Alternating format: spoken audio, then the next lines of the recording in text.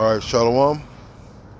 For the first, we'll give our praise, glory, and honor to Yahweh, Ba'ashem, Yahweh Shai, Ba'ashem, Hawakah, Kodash, Barakatam, Shabbat Shalom.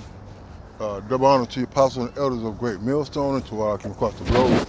Pushing the word of truth and sincerity, I want to say Shalom. It's our Nawa from the Great Millstone camp of Columbus. I just want to get into Matthew the 7th chapter, and basically just a little quick hit. I'm going to do longer lessons, but this is my little walk and talk on my way to the gig. But anyway, beside the point, we have to be very, very careful, man. And I always say that because I've gone through a lot of my walk in the truth, man. Suspensions and rebukes and reprimands, and I've been part of councils, receiving councils, and sitting on a part of councils rendering judgment. And we have to be very mindful about how we are looking at this work that we're doing, about how we're partaking of the body of Yahweh Shai Shai, man.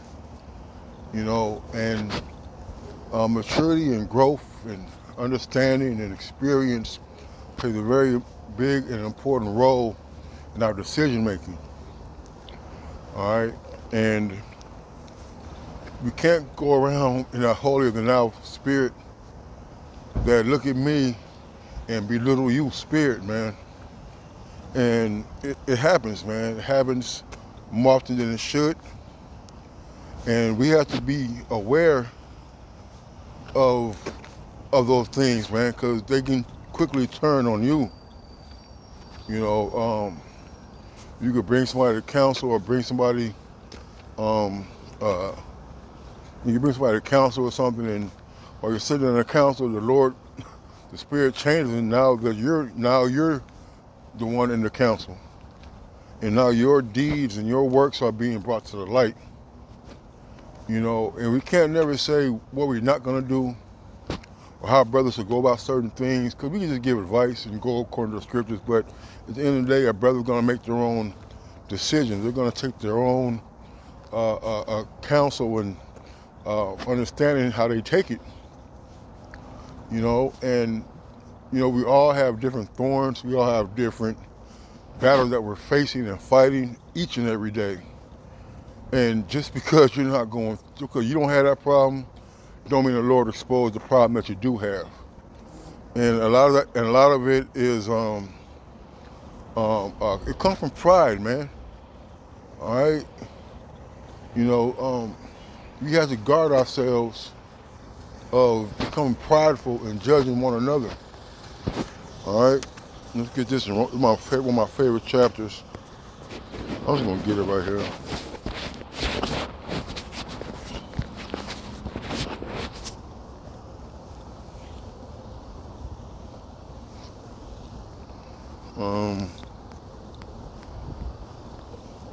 Romans 14:4.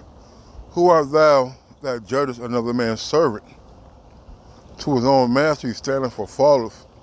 Yea, he shall be holding up, for the Most High is able to make him stand. And we got to understand that we're all servants of the Lord. All right, we're all called, the Lord's children and little one.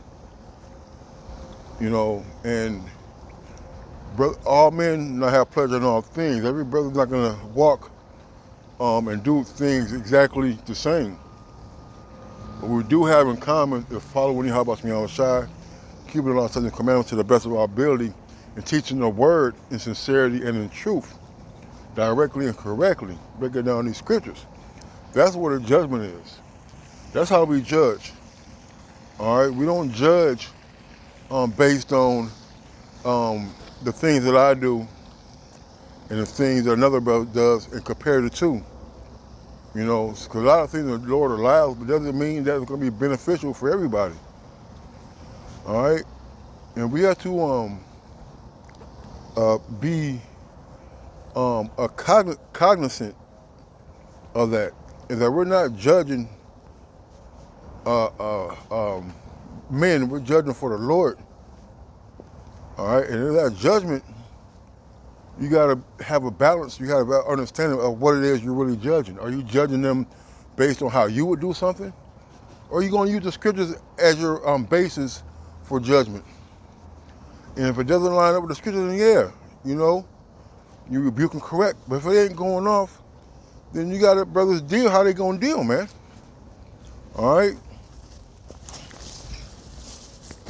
This is on Matthew.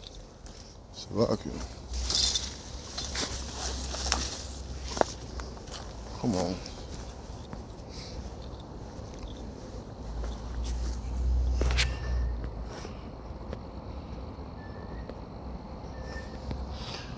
Matthew 7:1, it says, "Judge not that ye be not judged." And scripture talking about, my friend, let's get that too. Oh, hold on, let's finish reading. Let's not jump ahead. It says, "Judge not that ye be not judged. For with what judgment ye judge, ye shall be judged. And with what measure ye meet, it shall be measured to you again." Proper judgment and balancing judgment, understanding mercy, understanding compassion, understanding that you may be in a similar situation. Are you going to want to get put out, kicked out, suspended for something that you've done, when in all actuality it was a mistake, it was a misstep? But you can't forgive a brother or have a balanced, reasonable judgment based on situations, man. Because we don't want to be like Haman. All right, Haman wanted to hang Mordecai on the gallows. At work. Haman wanted to hang Mordecai on the gallows, but what happened? The gallows he prepared for Mordecai ended up being the ones he was hung on. So we got to guard against how we ruling and how we judging the Lord's men, man. All right? Because brothers get put out, suspended for different various reasons, that another brother may do the same and not have that happen to him. You see? So you don't know how the judgment of the Lord is going to be dealt in every situation.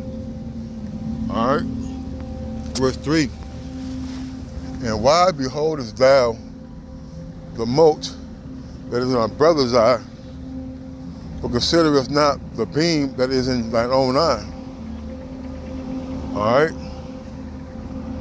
So we're always, Jake is quick. And I say Jake, man, because, it happens, man. It happens way too much. Is that you look at brothers and you can point out all the wrong, all the fault that he's doing. But when it comes to you, you don't see it. You see? And sometimes it ain't that you don't see it, you refuse to see it.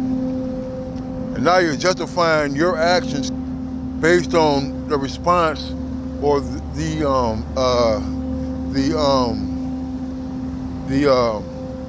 way another brother looks at you, man. See, the scripture talk about he can continue small things shall fall little on little. Brothers are watchmen. Watching how you move, they're watching how you act, they're watching how you handle business and do things. And when something's off, they're gonna say something. But when it's being said, you gotta take into consideration that that's the Lord talking. Not the fact that, that brother don't like me, that brother being nosy, or that brother being a busybody. So what do? You toss it behind your back and start pointing out the things that he do. Oh, you don't do this, or you don't do that. You ain't doing 3 videos. You only going this, so, that's a deflective, what's it called, defense mechanism that people use when they don't like being questioned or being called out on their bullshit. So, and why beholdest thou the mote is in thy brother's eye, but considerest not the beam that is in thine own eye? Or how wilt thou say to thy brother, let me put out the mote out of thine eye, and behold, a beam is in thine own eye? Brothers are quick to point out your flaws, your character issues, and want to rebuke you in front of people all the time, and always in that rah-rah judgment spirit. But look at yourself. Are you living up to the standard that the Lord has for you? Are you doing the best that you can? Are you reading these scriptures and having a full understanding about what it means to restore one to meekness and lest I be tempted also? You see? Every brother don't have a drinking problem. Every brother don't have a gambling problem, a woman problem, an eating problem, a holding money problem, a holding job problem. And the list goes on and on and on. You see, you got brothers who are stingy. You got brothers who are lazy. You got brothers who to be honest, are just here for the chicken and for the beer and chicken, man. You see, but in the end, we have to realize that we're in this walk for ourselves, and that we gotta take account for the things that we do, for the things that we say, how we treat and how we think about brothers that are serving you. How about some outside, man? All right, your attitude, our attitude toward other brothers needs to be changed, man. You want to hold grudges and past offenses with brethren, but yet you go down at night and lay down at night and pray to the Lord. But yet you got aught with a brother, man. But it don't come out till you're drunk and you're around, you want to run a bunch of other brothers. Which to me, is some pussy ass shit. Who you are, you've been holding this grudge all this time, but now you got a couple bottles in you, a couple cups in you, and now you want to start rebuking brothers in front of everybody over something that happened 4 or 5 months ago. You see? But when it comes to you being on the other side of that, brother, you always like that. I knew you was going to say something, this and that. Well, hey, we got to examine ourselves about how we conduct ourselves around the brethren. All right? Because we all got skeletons in the closet. We all have things that the Lord can shine a light on and be like, hey, that shit's off. In some cases, that shit is wicked. Okay? Verse 5, thou hypocrite, first cast out the beam out of thine own eye, then shalt thou see clearly to cast out the mote of thy brother's eye. All right? So check yourself if we try to wreck somebody else, man. All right? Now, yeah, we reprove, we correct, we rebuke, you see? But there is a boundary, so to speak. We all come short of the glory of the Lord. We're all sinners. All right, all our righteous are filthy rags. You mean to tell me that one brother is better than another brother? You see? The brother being wicked, the Lord gonna spew him out, and that's gonna be the end result of that man. All right? But let's consider ourselves. Matter of fact,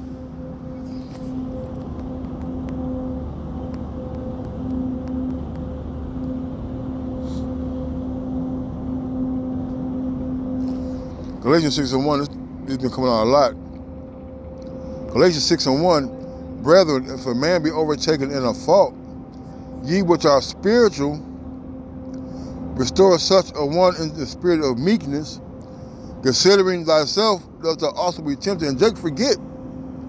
Jake be in a rah-rah spirit, kick him out, 6 weeks, 6 months. But just yesterday, all right, you done some shit that was off too. And just because a brother don't bring things to the body all the time, don't mean you got away with it, man. Some of the things that we get on brothers about, hey, we're doing it, we're guilty of doing some of those same things, man. That's why that Matthew said, thou hypocrite, man. You see? You never know what trap the Lord has for you. Oh, you need to quit drinking and quit dealing with Yeah, when our brother, get a DUI or something, or a harlot takes his money or something, man. Yeah, you want to get on brothers about their shortcomings, man. You see? Take your own advice, man. You know? Yeah, I know I ain't gonna be able to word this right. I want to. Oh yeah, it said priest.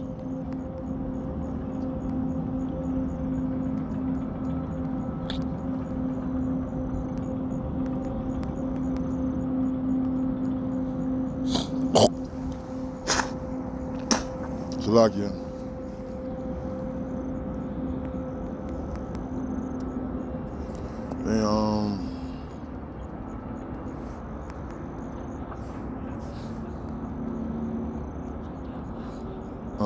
And the priests or princes. Damn. This is in Chronicles.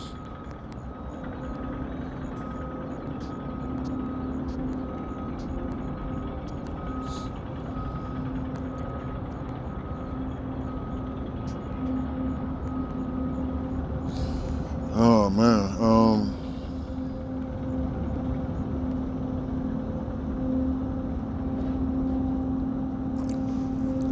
And just maybe talk about when we judge, we're judging for the Lord, man.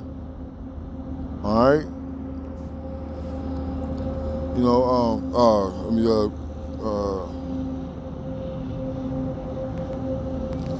Hold on, let me get it. See if I can get it.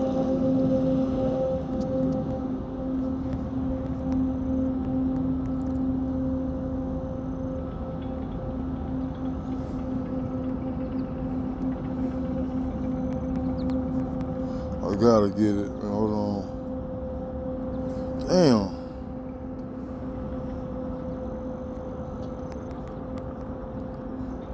Hold on, let me see if I get it on the Google.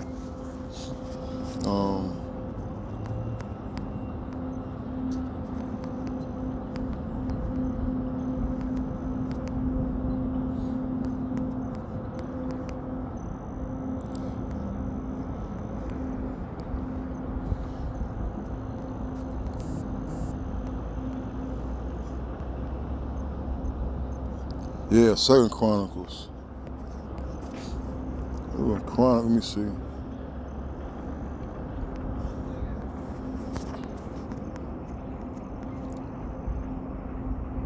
This is on 2 Chronicles 19:6. And said to the judges, take heed what ye do. For ye judge not for man, but for the Lord who is with you in the judgment, man. All right, so we're having judgment, man. We got to be mindful that when we coming together, we got to consider that the Lord is there, man. All right? And the Lord likes proper judgment. Execute righteous judgment. All right? And righteous judgment not being a hypocrite. You know? You got beams and motes, man. Hey, work on yourself. Work on yourself. Your brother going off, yeah, we do according to the scriptures. But we restoring meekness, man, because we don't know what the Lord has in store for us down the road, man. And take it from me, man. I got a lot, I got experience in that. Although it's a rowdy judge. Then when things come my way, the heat couldn't be taken. You know. And Shalak Rayam to my job too, for the record. For those who are my managers, man. With that, I'm gonna say Shalom.